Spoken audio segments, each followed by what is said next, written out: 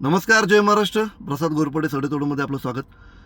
मी सकाळी एक बातमी पाहिली ज्यामध्ये पिंपरी चिंचवड महानगरपालिका हद्दीमध्ये 14 जणांचा विषारी दारूमुळे मृत्यू झालेला आहे आणि त्याच्यामध्ये महाराष्ट्र शासनाने कारवाई केलेली आहे आणि स्थानिक 3 पोलिसांना अधिकाऱ्यांना निलंबित केलेलं आहे. मुळात अशा दारू विक्रीवरती पूर्णपणे बंदी आणणं हे आणि कंट्रोल करणं हे सरकारचं, तिथल्या पोलीस प्रशासनाचं आणि FDIचं काम आहे. आता विषय असा येतो की ह्या मृतक लोकांबरोबर जे झालं हे मुळात चुकीचंच झालं. हे व्हायला नाही पाहिजे. त्यांच्याबरोबर आणि त्यांच्या घरच्यांबरोबर आमची सांत्वना आहेच.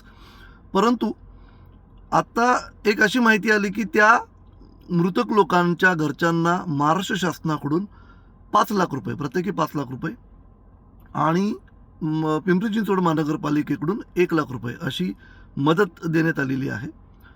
आता विषय असा येतो की दारू पिऊन जर एखादा व्यक्ती मरत असेल आणि त्याच्या घरच्या लोकांना महाराष्ट्र शासन हे महाराष्ट्रातल्या लोकांच्या टॅक्सच्या पैशातून जर मदत करत असेल तर कुठेतरी हा चुकीचा पायंडा पडतोय आणि आपण सगळ्यांनी याचा विरोध केला पाहिजे.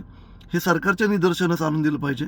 कुठेतरी सरकार स्वतःची जबाबदारी जी आहे ती झटकते आणि मदतीच्या आडमध्ये लोकांच्या टॅक्सचा जो पैसा आहे तो अशा प्रकारे या लोकांना देण्यात येतोय असं मला वाटतं.